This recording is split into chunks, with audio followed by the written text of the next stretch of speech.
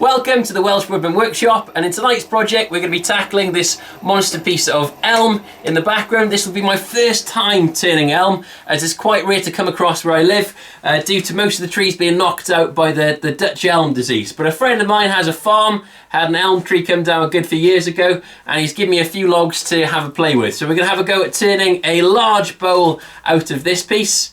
So we're going to turn the back profile, get a chuck-in point, turn him round and turn the inside. So I hope you pick up a few tips and tricks in tonight's video and enjoy. And if you do, please remember to leave a comment and subscribe down below by hitting the link there. Really appreciate that. So first of all, we're going to rough out the profile, get a nice flat spot on the bottom, using a Celtic grind. So just doing some pull cuts, which is a really efficient way of removing some material. And I'm trying to establish a flat spot. So this is going to be the foot or the bottom of the bowl. Now I'm coming in with some push cuts now to remove material, and it's a really efficient way of removing material quickly without tearing it out. And I'm stepping my cuts, so I'm not trying to remove the whole thing at once. So I'm pushing in until I get into solid wood. So as you can see airlog, so that's ghosting. I want to remove that ghosting, that'll allow me to blend in the entire log. Now as soon as I start to overreach the tool rest, as you can see here, I'm going to want to stop the lathe and reposition the tool posts so I'm closer to the work as I'm working, as it's going to vibrate less and give you a smoother cut.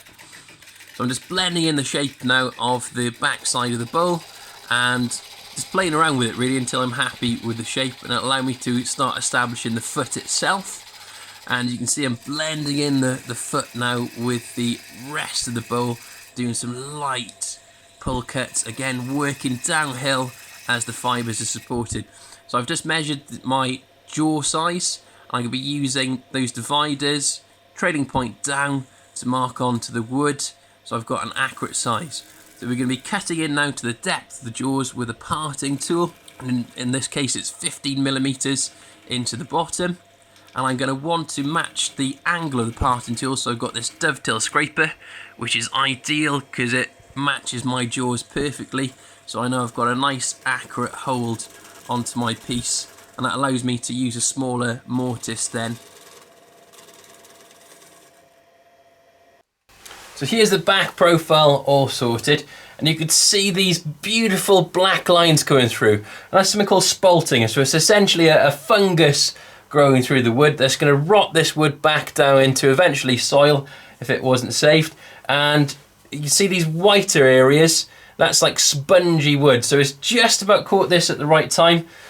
We might have some problems with that maybe when we turn the inside of the bowl. We've still got this beautiful heartwood there. So this sort of piece of timber would only really be good for turning, I think, rather than anything else. But really happy with that, and the first time turning elm, some beautiful colours coming through there. So I'm just going to put a thin coat of paste wax over the top of this just to help seal it in. So it's still a bit moist, we can feel that from putting a hand on it.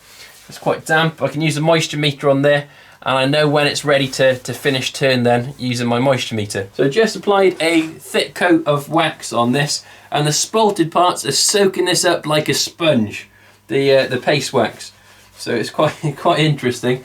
So what I'm going to do is I'll leave that thick coat of wax on there, and as the piece dries out more, I can decide if I want to do a finish turn, so turn it off. Or if I leave the wax on there, actually I can buff that up with a buffing brush or mop in a good few months' time and just add more coats of wax to it. So I've got the two options there. So what I'm going to do before I take this off is test my jaws out, see if they fit into the chuck itself.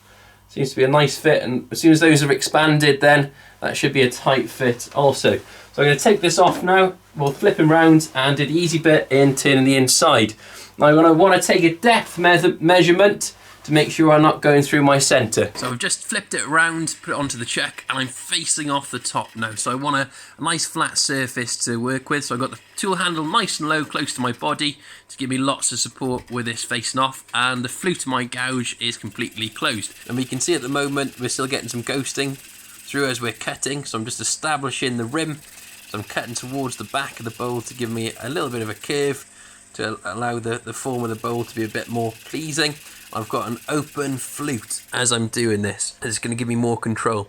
Now the quicker the lathe is spinning, the better your cut's going to be on this ghosted piece, because you're hitting log a lot more of the time than if it was to go slowly. So just doing some shear cuts again, going across this. Okay, what I want to go for with this bowl is I want a bit of an unusual shape. I'm going to have a little bit of a thick wall rim on this, and I'm going to sort of curve the bowl round from the rim, and we should be able to keep these natural bark edges in if we do that. Then I want a slight slope down on these edges to allow me to do that, so I need to still keep curving this angle round and down. Then I can start establishing the hollow then in the centre. So again, I'm doing some push cuts. You can start to see the shape forming of the rim if you look with your eye, not on the tool cutting edge itself, but along the top sort of profile of the bowl. You'll see the shape I'm trying to establish with this curve gradually coming out from the cut. And now the easy bit, just hogging away material in the centre. So I'm tucking the tool close to my body, and you'll notice I'm rocking my hips as I'm getting towards the bottom of the bowl. That'll give you a lovely curve at the bottom of the bowl rather than some of these flat bowls you can sometimes get. But tool nice and close to the body gives you lots of control as you're doing this. And I'm constantly cutting downhill. So that allows me to have a supported cut because the fibres are underneath the cut, and you reduce your tear out by doing that. So all of these are push cuts coming into the centre, and to allow me to get right into the centre, I'm adjusting the height of my tool, so I'm cutting along that centre line.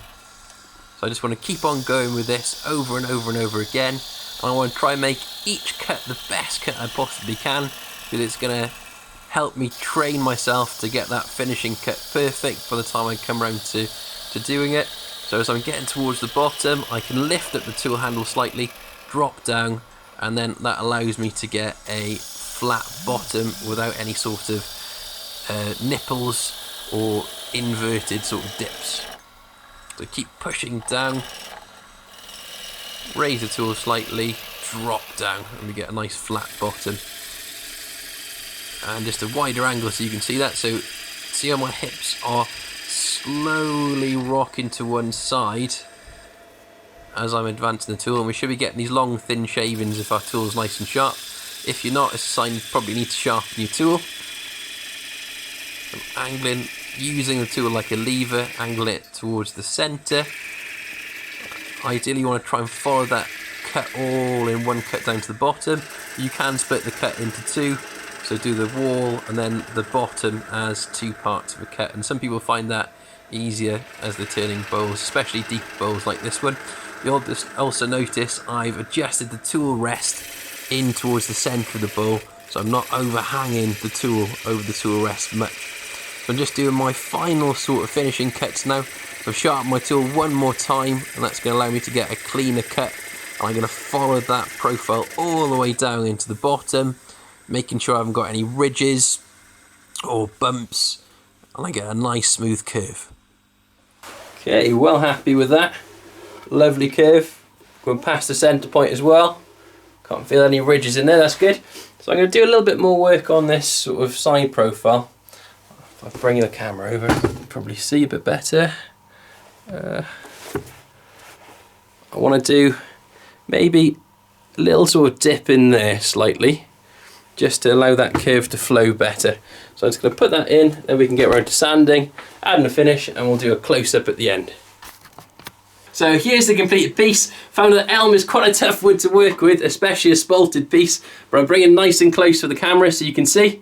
So we've got these beautiful dark browns coming through, and I quite like the shape of this. So we've got a little foot on the bottom to help it sit up, curve out to the edge, and with this side curve it sort of goes in and out slightly, which gives it a little bit of a more balanced feel to the piece. And I like the fact that you've got these two little side pieces, the thinner bits. Your thumbs naturally want to go in and feel the inside of the bowl. The hole in the bottom, then we're going to be putting my logo branding disc in there after it's green dried, and we're going to buff this one up to a nice shiny finish.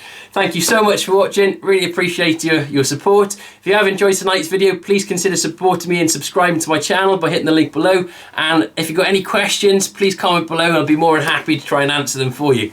Hope you have a great night. Diolch yn fawr, nos da.